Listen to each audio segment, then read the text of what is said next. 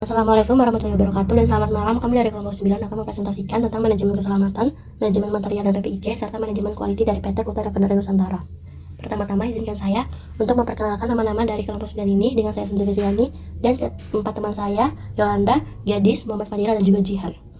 Di sini saya akan menjelaskan tentang manajemen keselamatan di PT Kuta Refinery Nusantara, khususnya pada aspek manajemen mutu, di mana perusahaan ini menjaga kualitas produk minyak sawit dan biodiesel itu melalui penerapan standar internasional serta pengendalian parameter proses secara ketat. Manajemen mutu ini juga berkaitan dengan metode FMEA yang digunakan untuk mengidentifikasi dan memprediksi potensi kegagalan guna mencegah penurunan kualitas. Salah satu bentuk penerapannya terdapat pada heat exchanger yang berfungsi mengatur suhu fluida sesuai dengan kebutuhan reaksi. Dalam analisis ini, potensi kegagalan itu meliputi kerusakan segel dan terbentuknya kerak yang dapat menyebabkan kontaminasi, penurunan efisiensi, hingga keguguran proses. Oleh karena itu, dilakukannya pemeliharaan secara rutin untuk menjaga kinerja alat tetap optimal.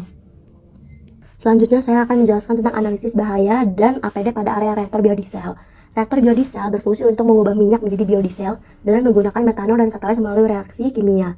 Risiko bahaya pada area reaktor itu meliputi bahan metanol yang beracun dan mudah terbakar, serta katalis yang korosif.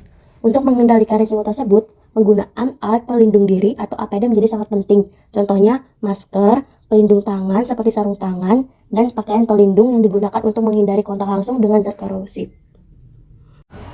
Jadi di case kedua ini ada manajemen material dan PPNIC. Yang pertama ada bahan baku. PT Kuta Refinery Nusantara ini merupakan perusahaan yang bergerak di bidang pengolahan minyak sawit dengan dua bahan baku utama menjadi fokus dalam proses produksinya, yaitu CPKO and CPO menjadi plant refinery yang menghasilkan produk minyak. Yang kedua adalah pemilihan pemasok bahan baku. Di sini memiliki prosedur yang penting yang memastikan bahan baku memiliki sertifikasi dari Poram dan MEUMA. Distributor bahan baku dari PT Kuta Refinery Nusantara dari mill atau ladang sawit, APK Group, dan mill atau ladang dari distributor pihak ketiga yang tersebar di beberapa kota. Yang ketiga ada adaptasi just in time atau JIT, yaitu sistem produksi yang mengurangi aktivitas tidak penting atau tidak menambah nilai pada produknya. Yang kedua ada perancangan produksi berkoordinasi dengan bagian komersial perusahaan melalui PPIC komersial ke PPIC production. Baik, selanjutnya ada prosedur pelayanan pesanan. Di sini bisa kita lihat ada timeline untuk melakukan pelayanan pesanan, yaitu yang pertama ada pembeli menghubungi PPIC komersial, dan dari PPIC komersial berkoordinasi dengan PPIC produksi memperkirakan waktu pemenuhan pesanannya, lalu masuk ke pengiriman barang. Terus pihak yang terlibat di sini ada PPIC komersial, PPIC produksi, pihak produksi atau plan, dan finance. Untuk sistem pencatatan dan verifikasi pesanan di sini menggunakan SAP MM dan Excel.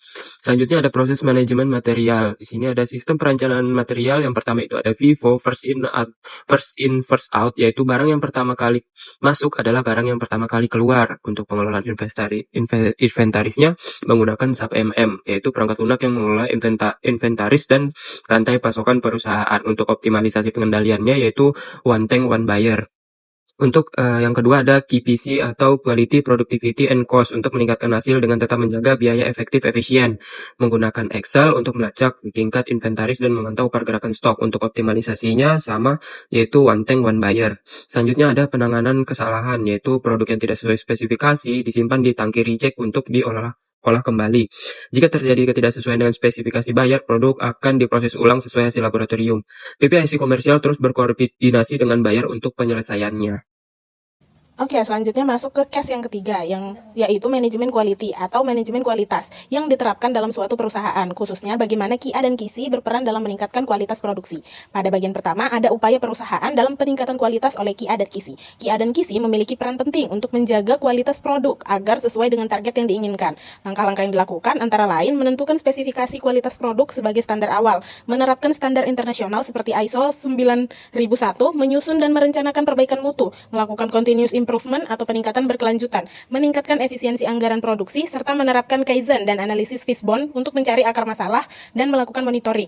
Jadi, prosesnya tidak hanya menjaga kualitas, tapi juga terus memperbaiki secara sistematis. Nah, selanjutnya ada konsep Total Quality Management atau TQM. Kemudian ada Total Six Sigma Quality. Selanjutnya adalah Lean Manufacturing. Kemudian ada HAZOP atau Hazard dan Operability Study.